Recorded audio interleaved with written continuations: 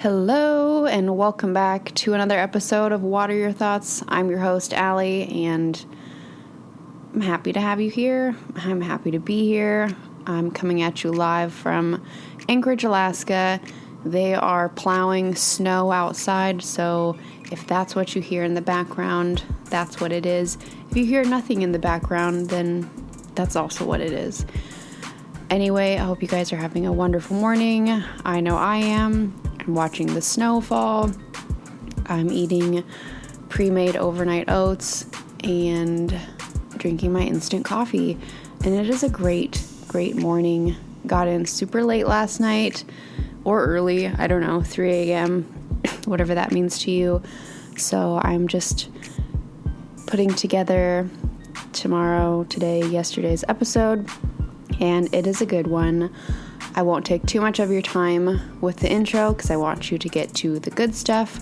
But anyways, last week I sat down and recorded with Alex Matteo. She is a Broadway star, a podcaster, a fellow creative, and honestly, she's a new friend. So I hope you guys enjoy this conversation. We talked about what being a creative looks like in 2020, how we as humans put limiting beliefs on ourselves, and how she embraces her multi-passionate creative life. And honestly, she's just the most charming person I've ever met and talked to. So sit back, relax, do what you gotta do to get into the zone. It's a good episode. I'm super excited. Just listen to it. It's gonna be great. I hope you enjoy it.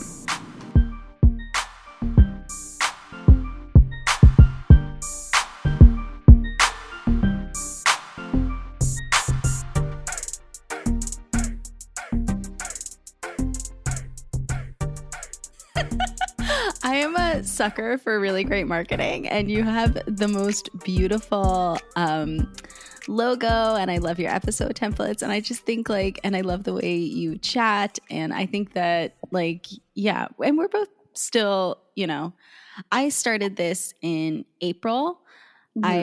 So it's still a new process, and I love kind of chatting with people who are kind of going through similar things, but not. Right. So I'm Alex Matteo. I am a Broadway actor, the host of Pull It Together, the podcast, and just trying to embrace my multi-passionate creative life. I was fast approaching my Saturn return about, years ago now. I just had my birthday, so I just turned 32. So it was probably about 3 years ago. And I was just feeling really uninspired, I guess was the word. I felt like I wasn't necessarily booking the work I wanted to book. And then when I did book it, it wasn't hitting the way it used to. And I was in a relationship that wasn't serving me. And I just was not, and it just wasn't feeling like the journey. I wasn't feeling super aligned. And so I started, I was the last person in the world to find podcasting. So I Googled best podcasts for women, maybe even best podcasts for women in their 30s, and found almost 30 who I love that podcast so much. Were actually early guests on my podcast. I was listening to it last night on my flight because I was like, I need to do my research and get, I got to go deep. And so I was listening to that one and I was like, oh my gosh, this is the holy grail, the dream team of interviews right now. Oh my God, you're so sweet. So I found them, I started listening to them, and I started kind of getting this nudge from the universe, you would be really good at this. You should try this. But I think something that a lot of creatives feel, particularly a lot of creatives in the fine arts, so dancing, theater, drawing, illustration, whatever, is this idea that you can really only have one passion and one thing. And if you stray from that, you're cheating on your craft. Or for me, it was oh my God, the theater gods are going to look down on me and realize that maybe I wasn't as serious as they thought I was. And I'm never going to book a Broadway show ever again. And it was so I just ignored it basically. So I was I'll just keep listening to these podcasts on my own. And ignore that. And that little nudge did not go away. In fact, as it often does when things are not listened to, it continued to come back stronger and stronger. And finally, I was sitting down with one of my good friends like a year later and was like, I feel really called to podcasting, but I don't even know like what I would talk about or what it would be about. But I kind of think I'd be good at it. And he was like, I do it with you. I was like, great. Because I think especially for me with like new endeavors, I was able to like compartmentalize it into being a passion project. If there was another person attached to it. So him and I kind of like, we're both super type A creatives. So we were like, had a Google Doc, we had a name, we were working on logos within like 48 hours. And then, we recorded a couple episodes and he came to me and was like, listen, I am moving to Atlanta. He's getting married. Him and his husband moved to Atlanta. And he was like, I feel like you're going to take this into like a really amazing direction. And I feel like I'm holding you back by making it stay the size I want it to stay. So we made the very difficult decision to split up and stop the podcast. And him and back up. So we made the decision to like stop it together. We would record like a couple more episodes and release like what we had and then be done. Right. And I was kind of at this crossroads, like, okay, well, do I keep doing this or do I just kind of like let it go? And I was like, well, I really like it. And then how I process when I'm stressed or when I have a lot of anxiety or really most things in life is I go for like walks with my girlfriends. So I went for like a 2-hour long walk with one of my best friends. And I was like, I don't feel like I'm qualified. I had all these like limiting beliefs coming up. And she was like, well, what would it look like if you could make it your own thing? Right. And I started telling her, I was like, I want to focus on female creatives. I want to focus on multi-passionate creatives. I want to like hear stories of people who didn't take the linear path and kind of carve their own way and debunked these myths that society tells us we need to follow. Right. And I started getting really excited about it. And at the end of our walk, I got a phone call from my agent saying I had booked a Broadway show. And I just felt like it was the universe being like, here you go. Here's some financial security. Go give it a whirl. And so that's what I've been doing. So I've been kind of navigating that space between myself as a performer and myself as a podcaster. And now I'm kind of opening myself up to like this new kind of area of allowing myself to pursue other interests and other hobbies and things that light me up. So yeah, just like a lot of giving myself permission to question things. I think that's so good. And it's interesting that you say that because, there's people who take that linear path, take the creative path. And, in 2020, I've seen so many people who thought they weren't creative or had that side to them just blossom. And well, so, like if 2020 has really given us this space to, we've had all year with shutdowns and reopens and lockdowns and curfews and stay home. So it's like, you could take it two ways where you could get real dark and twisty, which I know we all have at some point, or, hey, I'm going to relaunch a podcast or start something new. And, I think that's really beautiful. Yeah. I mean, I think that we are all at our core creative beings. And I think that from an early age, society tells us what aspects of creativity are valuable and what are not. And I think that what, we're learning this year, as the world very much is like, this is essential, this is non-essential, is that those non-essential things are really essential to like a full and well-rounded life. Right. And I think we need art and I think we need creative expression. And I think that we need to be doing something other than work and home. There needs to be some kind of release in between there. And I think it took all of these people working from home and kind of having their work home life so intermeshed to realize that, okay, what's that third thing? What's that like not necessarily tangible component that I can bring into my life that can elevate it so that I feel like I have a little bit more of a sense of purpose? Right. That's something I really struggled with at the beginning of this. It's like, well, I'm just a flight attendant. And at that time, back in, April, May, they were kind of letting us know like flights were being canceled, downsizing, airlines were getting, absorbed. And I'm like, if I lose my job, I don't know who I am. And that was like really scary to face. And so, what advice do you have for women in general listen to my podcast, or I guess any human listening? What advice do you have for someone in this time where they've had to pivot and change and maybe their creativity is being stifled because they're afraid? Oh my God, that's such a good question. First off, if you're going through that, I feel you. I did it. I was in the Broadway production of Mrs. Doubtfire. We were in our second preview when the shutdown happened. And I'm going on, month 10 of not working. Like my job is gone. And the weird thing is like, I'm in this field where it's like, I have spent my whole life trying to master this one thing. And it is really difficult because we live in a world like America.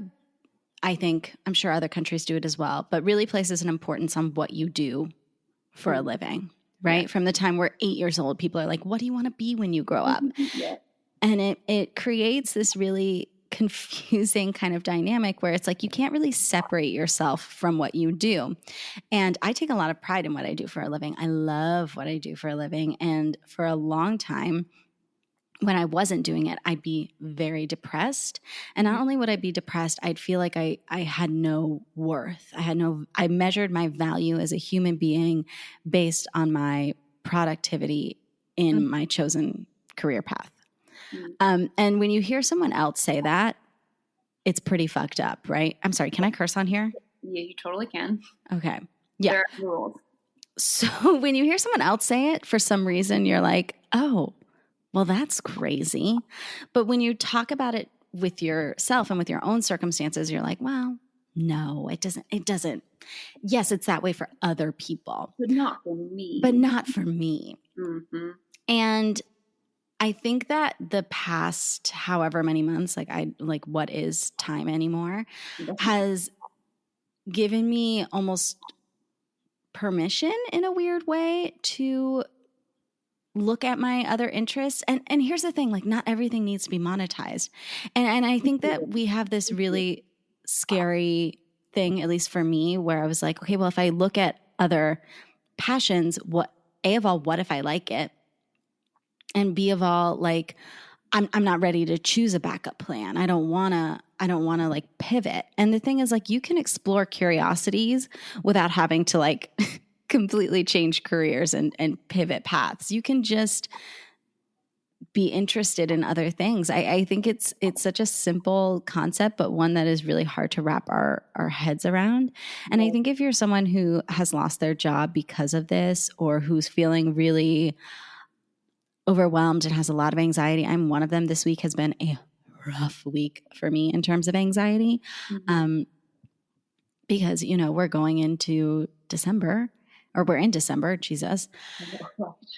And it's hard, with this vaccine that's coming out. I'm starting to see a light at the end of the tunnel, but it still feels very, very far away.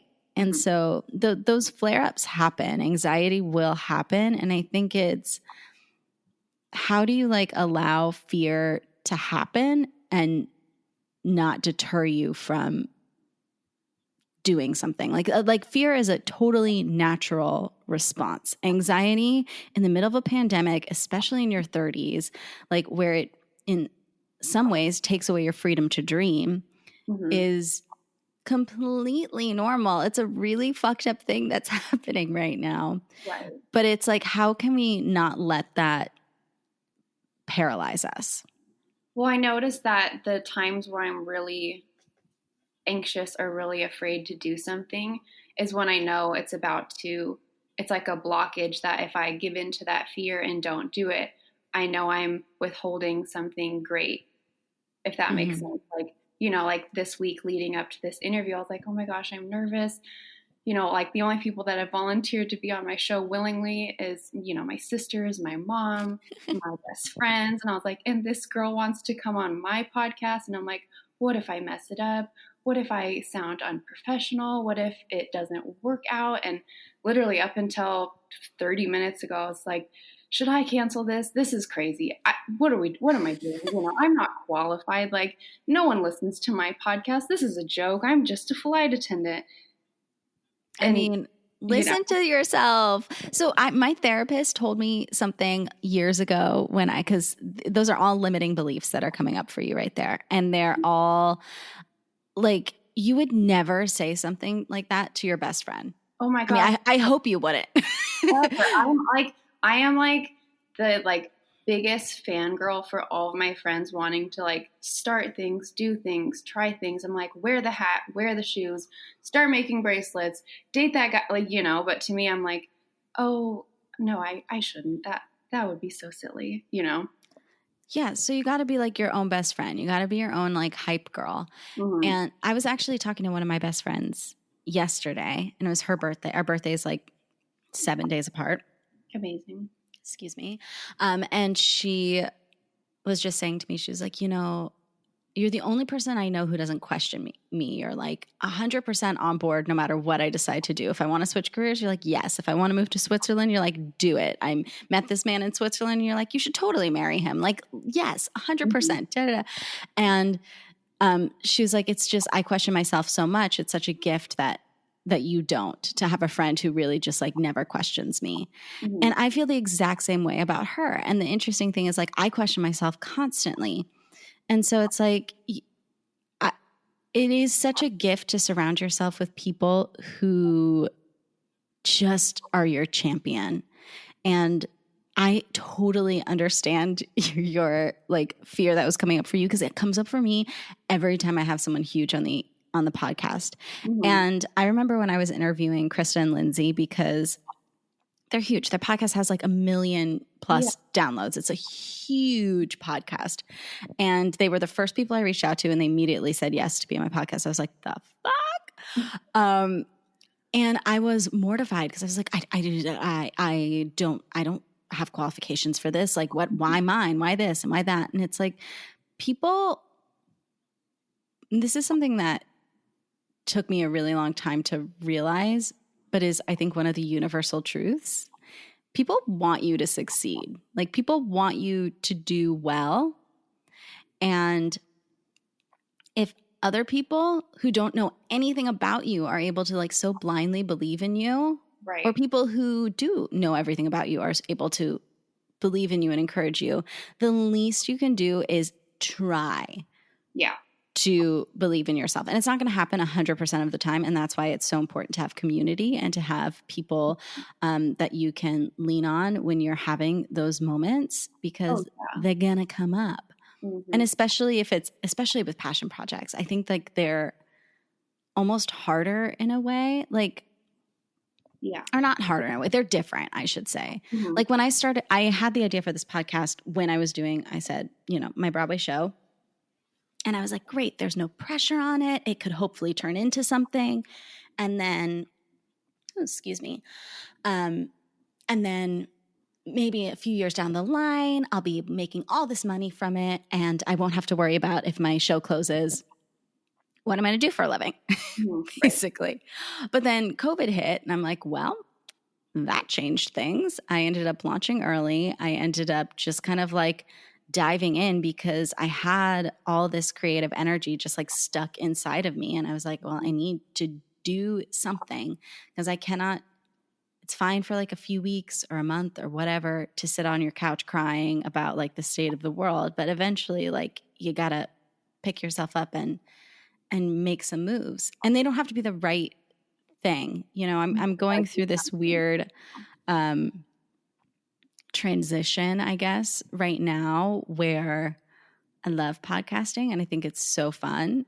But I have all these other areas of my life and I'm like, well, how can I incorporate those into like this kind of brand that I'm creating? And it's a weird thing because I am a huge dreamer. Like I love like walking down the streets of the West Village and looking in people's brownstones and being like, I wonder what their story is. Or being like, I go from like 0 to like 180 in the span of 10 seconds. And so I can see how I want like my life and my business and my brand to be. And I get so many really exciting things that come to me. And it's like how, and for a few months I was like, wow, I can't do that because I have to just focus on this one area of it. And now I'm kind of trying to embrace more than one area. Now I'm like, okay, well, maybe I'll start like a little blog component and do some vlogs. Is that what the kids call it? Video blogs. Yeah.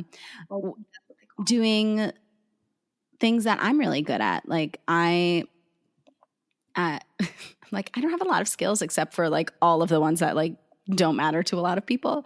Like I'm really good at entertaining. I'm really good at cooking. I'm really good at like anything that requires aesthetics, I feel like is one of my strong suits. And so now I'm like, okay, well, how can I embrace that? How can I incorporate that into it? You know, I interview a lot of chefs. I interview a lot of writers. How should I start adding, you know, Q&As to my blog? Like just allowing your curiosity to guide you instead of saying, okay, well, this is the one thing I chose. And so now I have to do that, because it just like puts chains on your creativity and it's going to weigh on your heart. Well, and it's like, you know, you're boxing yourself in when you do that. And it's like, try these avenues. If they don't work out, then they don't. It's like, oh, okay, well, have this podcast and I vlogged for a little bit, but it was a big thumbs down. And now we know, you know. And the thing is, like, I completely recognize that what I'm saying comes from a certain amount of privilege. And there are a lot of people who are not. The freedom to dream was taken away when their unemployment ran out, when, you know, their job was taken away, when they're not able to see their families. Like we're in these very bizarre, unprecedented times. I'm so sick of hearing that word, but it's true. There's like no other word for it. It's like unprecedented times. I know. And it's like, I'm like, I got it. Noted. We know. But it's like, there have to be, even in the most dire of situations, there have to be moments of levity.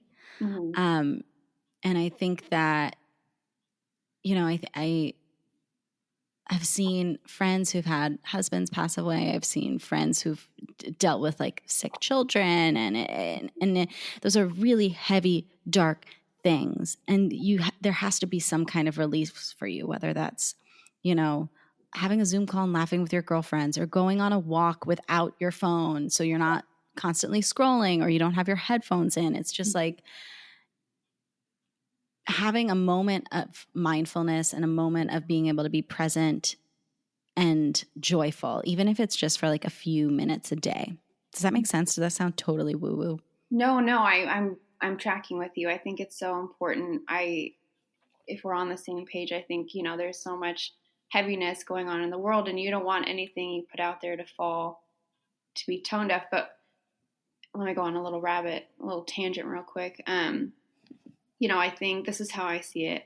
You know, there's obviously, going back to the essential workers and non-essential. It's like, in my life personally, you know, I haven't come in contact. I haven't had COVID. I haven't gone to hospitals, but I know doctors and nurses, frontline workers are essential. But the deemed non-essential ones, mostly creatives, it's like, what gets me through emotionally this year has been, you know, Taylor Swift's new album coming out, podcasts, YouTubers, Netflix, Hulu, like all these creative outlets have been getting me through. And so to me, that is essential to put that out into the world if you have the ability to, you know? Yeah, I couldn't agree more. And it's like, you know, I released my foodie gift guide like a week ago or a week and a half ago. And it's like that, for instance, is one of my ways that like I love to express creativity. I love to cook. I love to like come up with recipes. I love to entertain. And I am not alone. I mean, when this whole thing happened, like what was everyone doing? We were making sourdough and we were making banana bread. And it's like the whole country was just like, I have to do something with my hands. I have to, Mm-hmm. we are, you know, spiritual beings living in like a human existence or whatever it is that Oprah says. And so we have to tend to that side of ourselves. Otherwise we'd just be robots. Right. And I think a lot of us were high functioning robots until now. And a lot of people have broken down and realized they need something. You know, we all need something, and it looks different for everyone, but it's been cool to see how creative people can get. Like my airline just released like a safety dance video, and my airline is pretty like, as far as like out there, we're pretty like a old school conservative like chill airline that everyone just like knows and respects, and we're not to be like out there like Southwest or like Virgin America, you know. And so we just put out this like crazy like 80s vibes, like wear your face mask, safety dance. And I'm like, oh, that's so cool. I never in a million years would have thought my airline would have done anything remotely trendy or cool.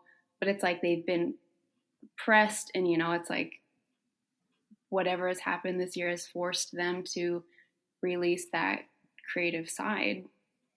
Yeah, 100%. I could not agree more. So, okay, let's see. You started your podcast this year. I know for me, podcasting obviously isn't like a career. Like I tell, you know, people I work with, I'm like, oh yeah, I have an interview like later, so I can't, you know, meet up during our layover or whatever. And they're like, oh my God, are you going to stop flying? I'm like, if I stop flying, no one pays my bills. Yeah. So no, I'm just going to do a little double agent, like podcaster by day, flight attendant by night type of thing and see where it goes. But, you know, how do you balance? I don't know. I'm not good at time management skills. I'm totally winging this podcasting thing. It's so new to me. How do you balance like your work hours, creativity hours, social life, Alex time? I mean, there is no balance is really what it comes down to. I think that for a long time, especially in this kind of like wellness space, everyone's like, delegate your day, have your balance, find your moments. And it's like, yes, 100%, you need to find time for yourself. You need to find time for your work. You need to find time for your family. But like, I have learned that a lot of those circles overlap for me. Yes, I feel like it's one man circus right now. Yeah, that's totally normal. I mean, when I started, like I was listening to all these like big podcasts, and they were like, batch your episodes, do this, do that, and it's like, girl, the amount of times I have attempted to like batch my content, it's like it just doesn't work. I'm not someone who's going to get like a month of podcast episodes done and edited ahead of time. I'm that girl who like when we get off this interview, I'm going to record my intro and edit my episode that gets released on Tuesday. Like, yeah. I'm like, it's probably going to be Wednesday's episode. So last week's episode was I recorded with my girlfriend the night before because I was like, ooh, I'm struggling. Like I need something for tomorrow. Can you come through? And she's like, yeah, I'm on my way. And so we just caught up, recorded it, and I love that for the girls and guys who can batch record, and I think that's awesome. But anytime I've attempted to, I'm like, they all sound the same. Yeah, I mean, I think here's the thing. If that's your entire profession and you have a team of people, and like that's what I'm realizing as I like kind of try to build this and shape it and mold it into like what I want it to be, that like it is just me. And so like my, you know, month 5 or whatever we're on, 6, 7, is not going to be the same as like Krista and Lindsay, who are on year 4. Like, it is unrealistic for me to put those expectations on myself. I think that my stuff is really good, but Yeah. like, I don't have a videography team. I do not have someone doing all of my content for me. I don't have anyone editing. I'm doing it all myself. And so like, and the thing is, like, really great things are built like that. Like, tons of really amazing businesses and products and websites and podcasts and YouTube channels are all built on people being like, I have no idea what the fuck I'm doing, but I'm going to try to do it on my own, because people, yes, love something beautiful, but mostly are going to resonate. They're not going to come back because you have like a really great like banner. They're going to come back because they resonate with what you're saying. They like your voice. They like for a podcast, it's very intimate. You're in someone's ear for like an hour. Yeah. And so there's a certain amount of like trust that gets built up. And that trust is not going to get built up between me and the listener by me like stressing out about what my website looks like, which is what I'm stressing out about currently this week. It's going to get built up by cultivating that relationship. Yeah. Right. I totally agree. And so it's like cutting yourself some slack. I think it's so easy to put unnecessary pressures on ourselves. And, you know, sometimes that is helpful. But I was talking to my girlfriend yesterday. I was like, I just want to be like the urban Joanna Gaines. Like, I want to have a magazine where I do all these beautiful layouts and I write articles and I interview people and have all this gorgeous photography. And then I want to write a cookbook, and then I want to have a TV show, and then I want to have the podcast, and then all this stuff. I just want to do it. And she was like, girl, you totally can. She's like, but you've been doing this for less than a year. So like, give yourself a moment. Right. And it's so true. But I think especially as like creative beings, or at least speaking for myself, I get so excited about like the potential of something. Mm-hmm. And then when it doesn't happen as quickly as I want it to, I get really frustrated and down on myself and irritated. And so it's like allowing that excitement to be there, but also allowing there to be like the natural ebbs and flows of building something new.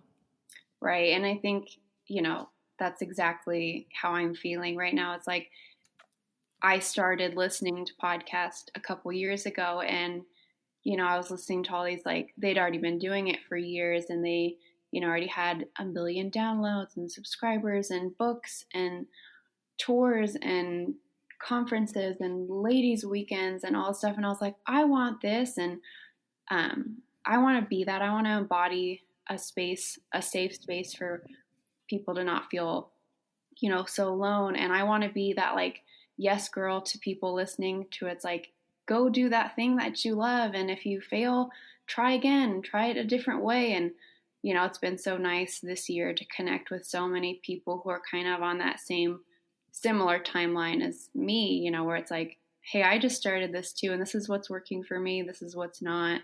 Oh yeah, like, oh, I use this editing program, or I use this hosting site, or this is the mic I use, or here's who inspires me. And this space has been cool to be a part of, to keep going.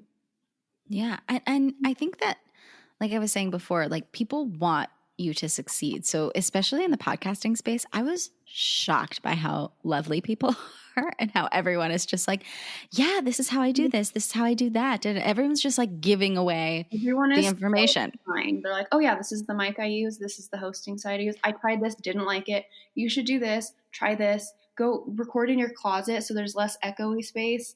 Do this. And I'm like, because there's enough space for everyone to succeed. And I think that especially as women, we're taught that there can only be one. There can only be one girl who gets the prince. Everyone else is an evil stepsister. There can only be one female CEO. Everyone else is going to be a secretary. There can only be one whatever. And so it's like the patriarchal society has like taught us to be competitive with each other. And it just doesn't have to be. There is enough space for everyone to be successful. Right. And everyone's path is different. And, Yes. you know, I've been trying to embrace that because I think in the beginning I found a lot of inspiration from other people that I looked up to. Mm-hmm. And I'm at this crossroads now where I'm trying to really tune in with myself and be like, okay, so I don't want to be like another version of someone else. I want to be like the best version of myself because every idea has already been had. Everyone has done everything. Every story's been written, every song's been written, every movie's been made. It just is like the lens in which you present it to the world. And so I want to use my own lens. I want to offer my own perspective on the world that we're living in. And right now, I'm really trying to train myself to tap into that intuition a little more and tap into like, okay, so this is how everyone else is doing it, but like what do I like about it? What would my version of that be? That's good. It's really good. I think that's really important because, you know, back to the limiting beliefs, you could easily day one stop yourself and say, well, it's already been done. You know, like I have friends who are like, oh, I want to start a podcast. And I'm like, do it. And they're like, well, there's already so many out there. I'm going to sound just like this. And I'm like, well, no, because you're you and they're them. So it's impossible to sound like them because you're not them. Yeah. I mean, 100%. 100%. I could not agree more. And, you know, what's the worst that can happen? You try something new and you might not like it, or you might love it. Yeah. Or you might love it for a minute and then feel like it's not fulfilling all the parts of you that you thought it would. Like it's a journey, and it's being in tune enough with yourself to notice when things are feeling off. Right. And it's like, even in the podcast world, it's like, okay, lately I haven't been feeling super great about being a one person show. And I'm like, do I want to host? Do I want to co-host? You know, it's like, okay, we don't need to shut down. There's no more water your thoughts. It's like, maybe let's take some time, pivot. Do I want to bring on a co-host? Do I want to do seasons? Do I want to do one an episode every other week? You know, like figuring out what feels good to put out there and not just quitting. Yeah. And it can change. Like it doesn't have to be the same. Like I started with a co-host and then I kept my name and changed everything. Right. Rebranded. And a year later did something else.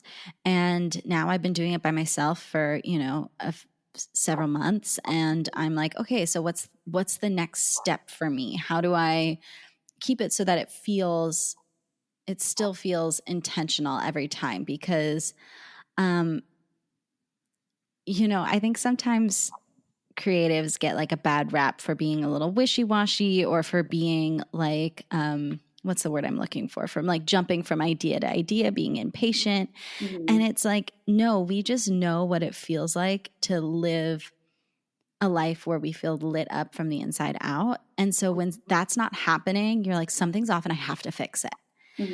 And you know, it's a double-edged sword, because I've been talking a lot with my therapist about this. I'm like, I'm really great with the high highs. I'm really great with the low lows. But like that in between where things are just like I hate it. I hate it because it's like life could be so much more exciting.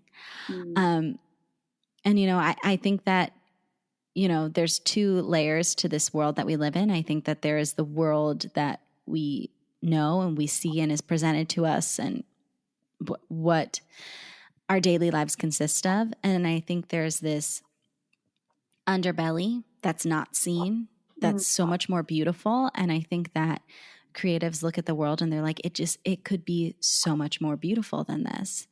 And they want to show that to people. And there's so many ways to show it to people. And it can be evolving and changing all of the time. Right. You're so right. Why do you think that, you know, being a creative, you know, we experience like that burnout sometimes, and, wanting to give up or quit, do you feel like that comes from like society or our circles or ourselves? Um, all three. Yeah.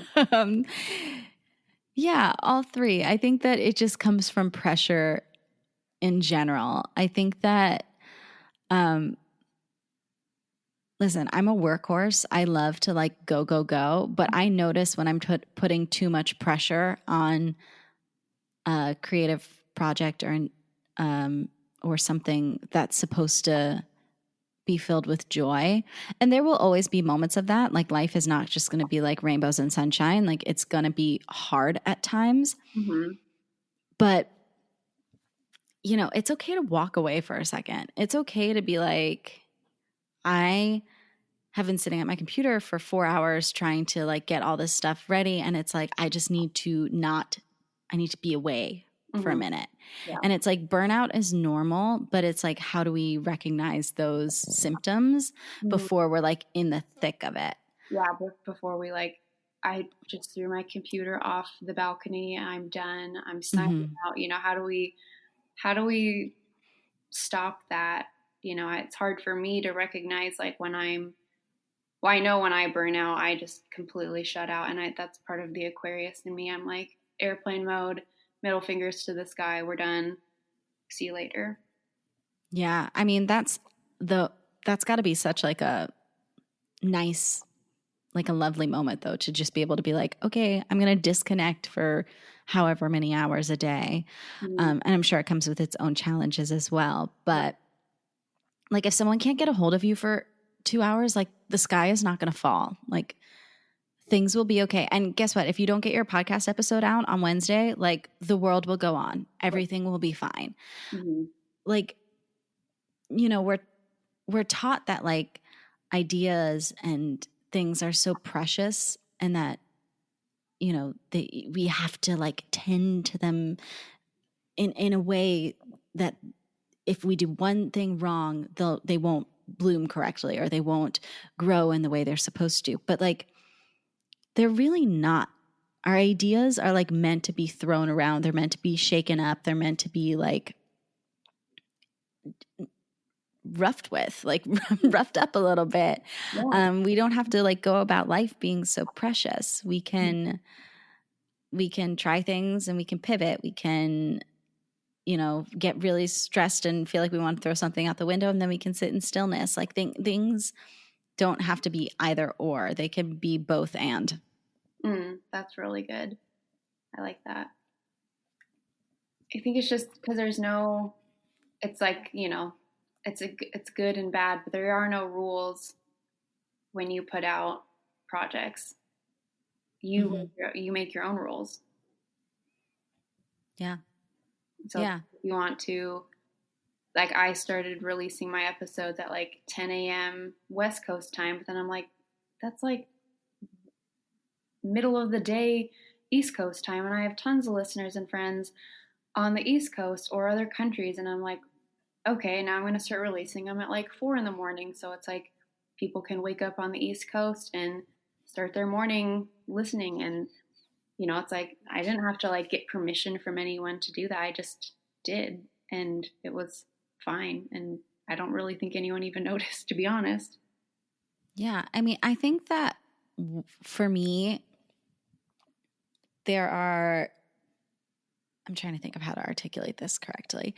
There are these myths around creativity. There are these myths around following your passions and being multi-passionate. And I don't know where they came from, but it is one of my greatest passions in life to like debunk those. Because there are no rules. There are no rules. You can do like as long as you get from like point A to point B, you can go any way you want. Like it doesn't have to be so tortured. And I think that, we're raised on these stories of the torture of like the struggling artist or a tortured soul or someone who's like we're taught that like creativity comes from pain, or struggle.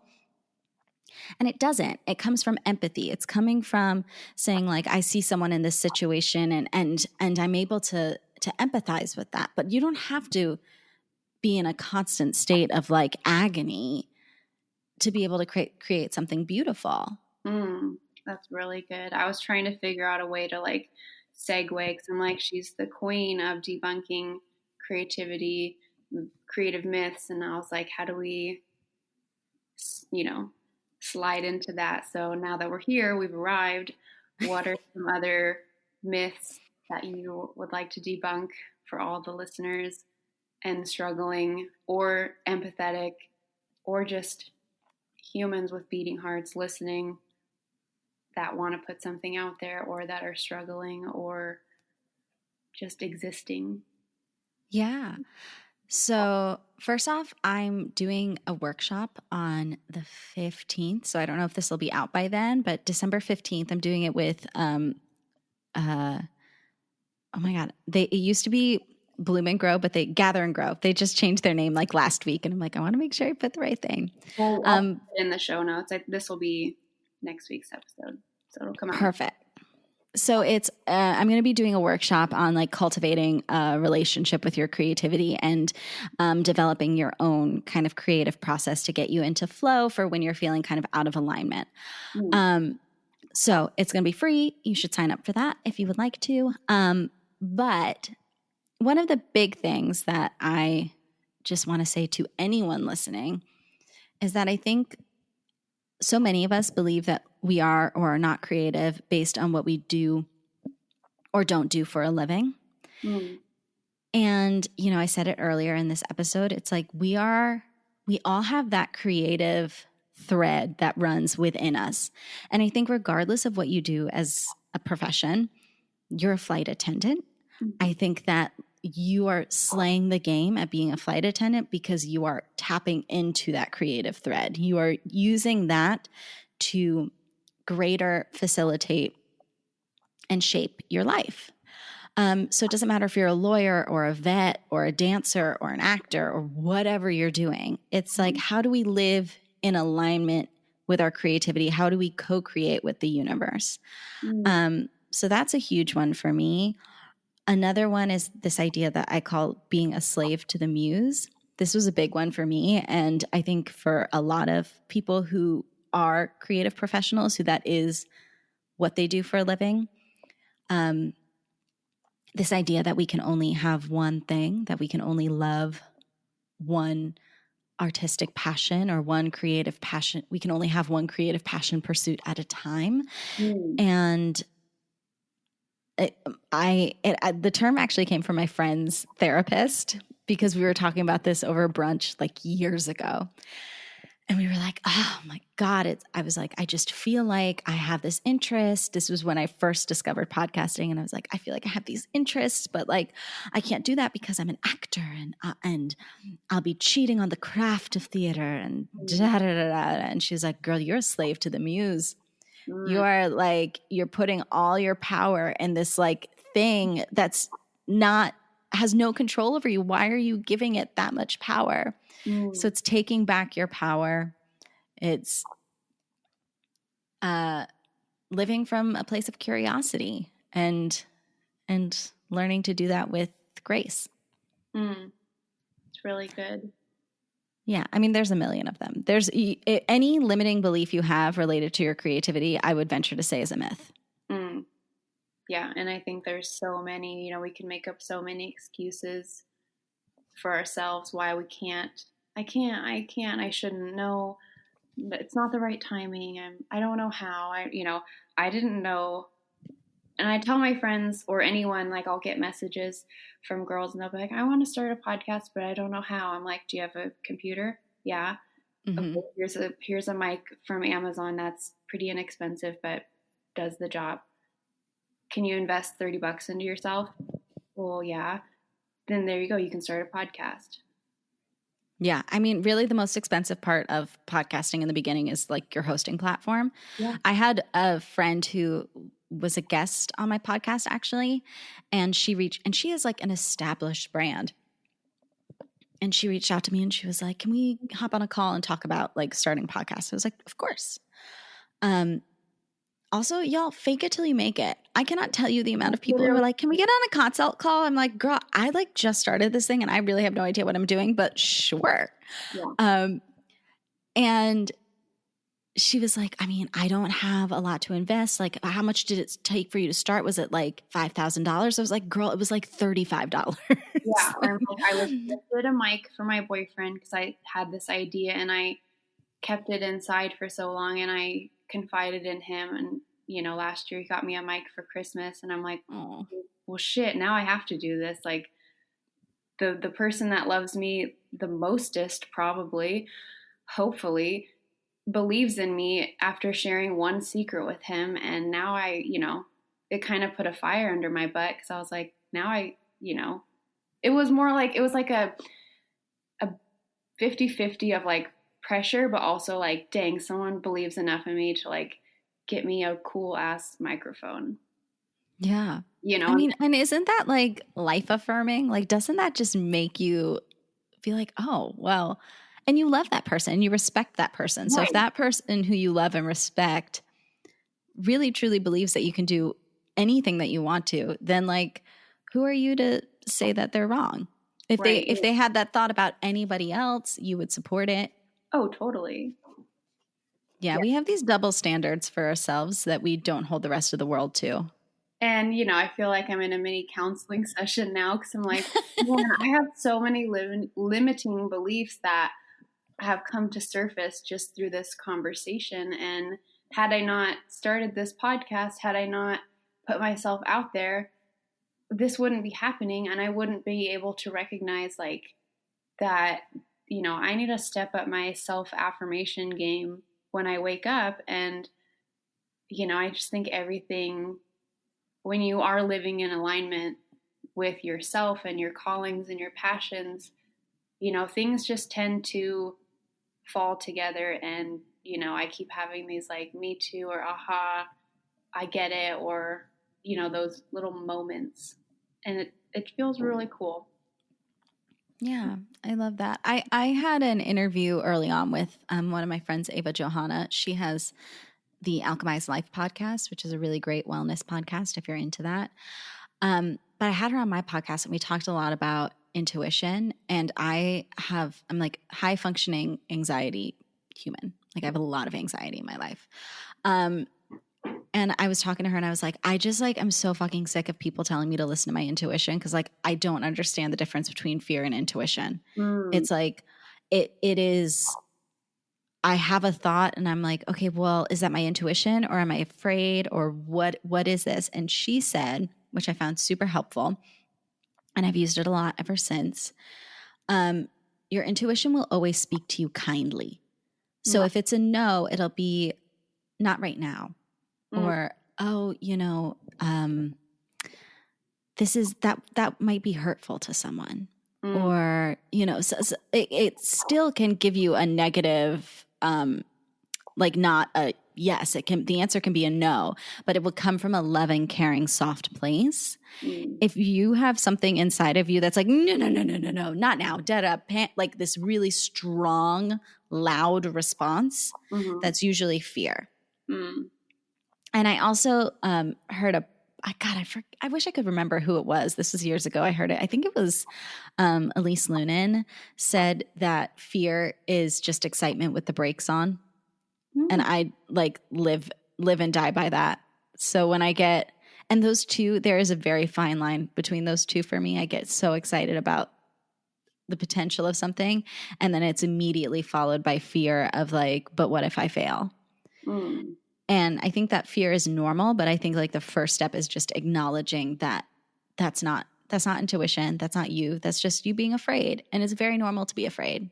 Right. I always have that like cheesy quote, like whenever I'm about to do something that like is scary, and it's so cheesy, but it's like, but what if I fail? And it's like, oh, but what, like, oh darling, but what if you fly or whatever? And it's like, that always like runs through my head. And I'm like, but that is so cheesy, but it's like, but it's so true. It's the reason why everyone says it is because it's like, it resonates with people. And so it doesn't matter if it's cheesy as long as it strikes a chord with you.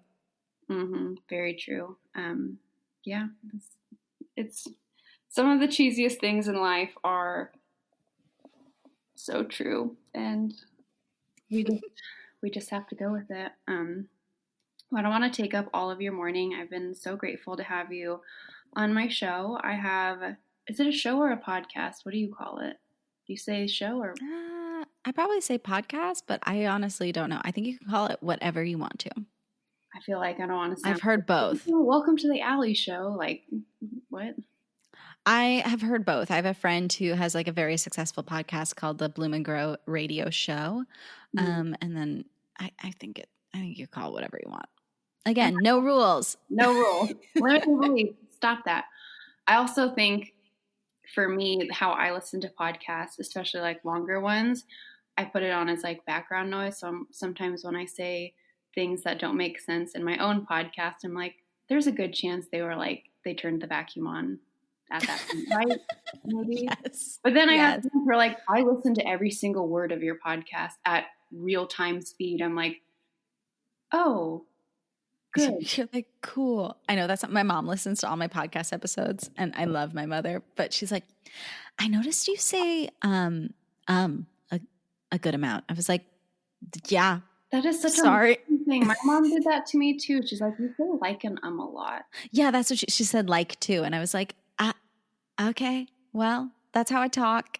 Yep. And I'm not. She was like, well, when Oprah does her podcast, I was like, okay, girl, I'm not Oprah. Well, I'm not Oprah, so thank you for noticing, and good night. Yeah, I mean, I do find it like infuriating when I listen. There are certain things I listen to where it's like every 5 seconds, but I think for the most part, those are normal. I'm part of like a podcasting group on Facebook, and the amount of people who get on there and they're like, I'm taking out every and like, I'm like, girl, there is not enough time in the world for me to devote that kind of energy in editing.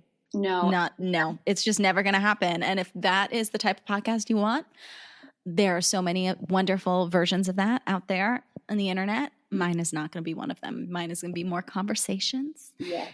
And same. The only things I ever cut out usually is, I think it was a couple weeks ago, my friend had mentioned a name and she was like, oh, can we cut that out? And so it's like, I make little mental notes where it's like, or if the audio got kind of jacked up or whatever, but it's like, last week on my episode, someone called me and I was like, oh shoot, I didn't have my phone on silent. I'm not going to no one pays me to edit my own episode. So you get what you get and you either like it or you don't. And that's just me being my authentic self. And like you said, there's so many curated, well edited and sophisticated podcasts out there that I think people gravitate towards what they need. And sometimes people need an unfiltered, raw and authentic conversation because they are lacking that in their own lives maybe. Yeah. Oh my God, yes, 100%. Also, when you're making millions of dollars off your podcast, you can pay someone to take out the ums and the likes if you want to. But until then, we're saying like and until we're out of breath. Yep. Okay, some little rapid fire questions and some of your favorites. I love rapid fire questions. It's like literally, I've had a few people on podcasts end with rapid fire, and I'm like, should I do rapid fire? Because they're my favorite thing to do. Do it, no rule. I know. All right. What advice do you have to that woman out there listening with an idea in her heart? Just try it. Just try it. All right. Like Nike, just do it. Just do it. What goals do you have for your podcast? I want to create. I just want it to be more than a podcast. I want it to be more than one thing. I want to have a magazine. I want to have a cookbook. I want to have a lifestyle coffee table book. I want to have videos. I want it to be a huge like explosion of creative passions in one place. Love. Okay. And then also like be able to pay my bills with it. Yeah. Every podcaster's dream, right? I'm like, I would love, well, I do love my job. I truly love my job. It's connected me to some of the most amazing people, and I truly do have the greatest job. It's so flexible. I get to, pre-COVID, pop into all these cities always. Like, one of my best friends lives in Baltimore, so it's like I was going to Baltimore once a week on my layovers just to catch up and have dinner or brunch, whatever, with her. And it's like, when this is all over, we're doing it again. Yeah, I love that. Yeah. So I know I miss New York so much. Like, It's bizarre. It's so funny because when this whole shit show started, I'd start FaceTiming with everyone and they'd be like, "So where are you?" I'm like, "New York," and they're like, "Oh, like it's still great." I shouldn't talk to you, right? I'm gonna get COVID. Yeah. I'm like, "No, it's still awesome." I It felt like a ghost town for a while, but that's how I felt in LA. I mean, we're like 30 minutes south of LA, but it's like creepy. Like, felt like, oh yeah, because they have all those new restrictions now too. they had what it was like, felt like The Walking Dead. They like closed our beaches, and it was just like so creepy because my boyfriend and I were both, he's a firefighter, paramedic, and me being a flight attendant, we were still going to work, and I was like, oh my God, there's no traffic on the 405. And it takes me 9 minutes to get to work now instead of 45. Yeah. I was That's like, well, crazy. that might have been the only good thing that's come from that time frame when there was no one out. Very creepy. But anyway, segueing into your favorite go-to travel essentials when you are traveling. Like, what is your need this for my flight, or it's going to be a disaster? Okay, so I have a little bit of a long-winded, not so much quick fire answer to this because I toured for 5 years. So I lived on the road. I lived out of a hotel for 5 years. But for strictly an airplane, I would say cashmere blanket. And then for like hotels, I would say crystals and picture frames. Like things that make it feel homey. I also bring, this is going to sound really weird, I bring my own sheets. Love it. I know politicians that do that. I bring my own pop-up little silicone tea kettle, a humidifier, and an essential oil diffuser on all of my overs. The essential oil diffuser is a must.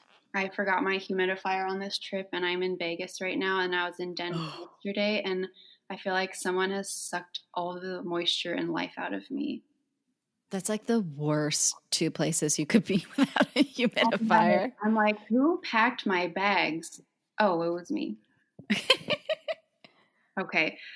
I am obsessed. What I love to do on all of my layovers is find good coffee on wherever I go. So what are the best places to grab coffee, and maybe like your top 2 places that you love to eat at in New York City? Ooh, this is a good question. La Colombe for going out for coffee. Also, certain locations, mostly in Philly randomly, they have sweetened condensed milk that you can ask for behind the counter. And then you just add a little bit of sweetened condensed milk to your like iced Americano. And it is literally heaven. So if I'm going to get coffee out, I'd like it to be La Colombe. But also my boyfriend is super fucking Italian and makes really, really bomb espresso. And so when we first started dating, he would like wake me up in the mornings and make me espresso and carry me from the bed to the couch, and so that we could have mornings together. That is like the New York. That's like what I envision in my head, like Carrie Bradshaw-y, like. Yeah, because he's like he's a morning baby, and I'm like, I go to bed at 2 a.m. and wake up at like 11, and he's up at like 6 o'clock in the morning. He's like, but I want us to have our mornings before, this was pre-pandemic. He's like, before I have to go to work. I'm like, I'm going to be barely awake, so you need to carry me. Yeah. And he did. He carried me. Physically be there, but that's all I can promise. What is your favorite like go-to eats in New York?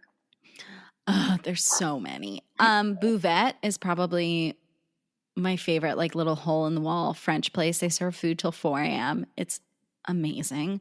Their steak tartare is bomb. I love Estella. I love Don Angie is a really great Italian place. Those are probably my top 3, I would say. Okay, I'm going to have to write these down so I can put them in the show notes and selfishly for myself. Yes. Favorite podcast you're loving right now? Pull it together. I'm just kidding. I recently discovered More Than One Thing podcast, which is all about kind of multi-hyphenates and multi-passionate creatives. So it's very much aligned with my podcast. And I learn a lot from those guests and from the host. And yeah, so I love that one. Love it. Okay, favorite book you've read? It can be just this year or... Probably recently would be Where the Crawdad Sings. I really loved that book. I think it's written like a great American novel. It's so good. So my book club, we've been going 10 years. I think we just had our 10-year anniversary. And that was like one of the 3 books in the 10 years that we all collectively agreed, like, this is amazing. Yeah, that was a really good book. I can't wait. Have you read A Little Life? No. Oh, girl. Okay, first off, it's devastating. Like it's heart-wrenching. So like just be ready to sob. Okay. But it's one of the most beautiful books I've ever read in my entire life. A Little Life? Mm-hmm. Mm-hmm. Mm-hmm. Typing that down. I just read, what is it? It wasn't Where the Crawdads Sing. The Great Alone. Oh, I haven't read that. That one is like, that was like in my top 2 probably this year. Like just a good story and some really sad parts, but holy moly, that one was like, I have to add it to my list. Yeah, super good. Okay, best TV show you watched this year? I rewatched Schitt's Creek. It's just my favorite. It's so good. That's it. I also really I really loved The Queen's Gambit and The Crown. Any like period piece I'm all about. Yes, I watched The Crown in like 2 weeks' time. So this is actually like one of the luxuries of living with my boyfriend is that like he does not enjoy like a British period piece as much as I do. Mm-hmm. So I've been able to like drag out The Crown and really like savor it. So I'm only on episode 5 right now. I wish I would have watched it that way because I feel like my like 1.5 year of community college and that's it, education, is like I don't ever remember learning any of this. So I had to like pause and do this stuff a lot, but then it like pops up. Like now I feel like I know all this like not random information, but like this knowledge I have from that era. Last night, I turned my TV on while I was like washing my face and all that stuff, and there was like a Ronald Reagan documentary on, and it like said something about like Margaret Thatcher, and I'm like, oh, that was a female prime minister. I know that. I remember that from The Crown. I learned this, and so. It's like I haven't watched so you remember the video that Helen Mirren, I think the movie she won for playing Margaret Thatcher, she won her Academy Award for. And I haven't watched it. But I think when I'm done watching The Crown, I'm going to watch it because I find that woman fascinating. Yes, and if you love that, you should watch, I think it's called The Iron Lady, and it's Meryl Streep playing Margaret Thatcher. Yep. Done and done. That's another really good one. And then you can move on to The Windsors on Netflix. Is it good? Not the like comedy one, the documentary stuff. Yeah. Is it a good documentary? Like, I don't want to say the entire. I watched one episode and I was like, that didn't serve. This ain't it. So, yeah. I'm not going to continue forward with that, but that's all I have to say about that. We love The Crown. I still need to watch The Queen's Gambit. It's so good. Tried to give myself curtain bangs the other night, and I texted one of my girlfriends, and she was like The Queen's Gambit bangs? I was like, no. Like, Farrah Fawcett, like 70s bangs. She's like, girl, hair salons are open. Like, it's not March. You're like, go. Yeah. I mean, I love The Queen's Gambit. And she's like amazing in it. I don't know who she is, but she's incredible. We're going to watch that next. Okay. couple more and then I will let you go. There you Something you never thought you would do, but you did because 2020.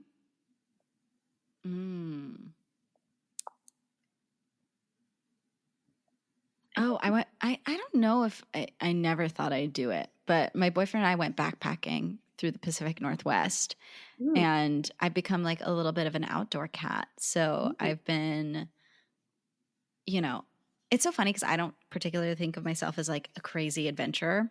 But I'm realizing that that's not true, because I like turned to my boyfriend the other day. I was like, what if we don't sign a new lease? What if we just get a Winnebago and like travel the world and just take pictures and like, live off the land? So it's like I guess one of the things that I've realized during this time that I never thought I would was that like, even if my life is not panning out the way that I thought it would, I can be happy. Like, so even if this thing that I really love, like for instance, if your job were taken away, you would still be able to be happy. I firmly believe that. It'd be hard for a little bit, but like there's still joy to be had. That's good. Yeah. I resonate with that so much. I think, it's like two things make us do crazy things, and it's being in love and then 2020. Mm-hmm. And, it's like we just go with it, I never thought I would go camping. I truly was like, I grew up in the Pacific Northwest. I grew up near where? A little south of Seattle. Oh my God. My parents are in Vancouver. Oh, really? Yeah. We were just out there for 2 months. Really? Yeah. We're in, or not me, my parents and my siblings are all in like Tacoma-ish area. Oh yeah. I was up there for 3 months. I was in Seattle doing Mrs. Doubtfire before we came to Broadway. I wanted to see that. You will. We'll be back. I promise. Let me know when your flights start coming to New York and I know Broadway's open, and we'll get you situated. We'll do all the things. Okay. Favorite quote? That which is meant for you will not pass. Ooh, I like that. Universal advice for anyone listening. I mean, I've said it before. I'll say it again.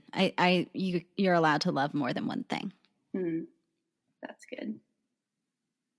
And on that note, where can we find you? What are you working on? How can we support you? Yeah. So listen to the podcast, rate the podcast, review, subscribe, all the things. It's Pull It Together. It is on every podcast platform, I think. I also am in the process of revamping my website, pullittogetherpod.com. But I'm adding a bunch of new fun sections to that are going to explore lots of areas of creativity, including food and entertaining and lifestyle and design. And it's going to be really fun. Also, I love connecting with people via, I hate calling it a newsletter. I don't know what else to call it, but like I basically want to be your pen pal on email. I send out really beautiful emails right now. I'm sending out all my gift guides via email with links and discount codes and amazing things like that. And it's just like one of my favorite ways to stay connected. And it's really beautiful. And you can email me back on it and we can just like be friends. So you can sign up for that over on my Instagram at Pull It Together Pod. And yeah, everything's pretty much Pull It Together Pod. Yeah. And if you're vacuuming right now or you're drying your hair, don't worry. I will put everything in the description box, show notes. You will be able to find and have access to Alex Matteo in all the ways via social media and websites. Don't worry. You didn't miss anything. Gorgeous. And on that note, I just want to say thank you for coming on the podcast and giving up your morning and chatting with me to put out into the world something that will hopefully inspire and cultivate good feelings to those that are listening. Yes, thank you. Thank you so much for having me. This was so much fun.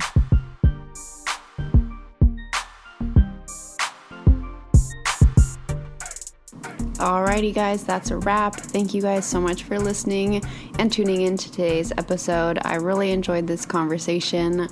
Alex is a gem, and she's just a great person, and I'm glad the internet connected us. So go find her on all the things. I'm going to link or put all of her information in a description box. Check out her podcast, Pull It Together. It's great. She's so charming and wonderful. So check her out. You can find me on Instagram at _wateryourthoughts, and you know the drill. What am I saying? Find me on Instagram at _wateryourthoughts, and that's where you can let me know what are your thoughts.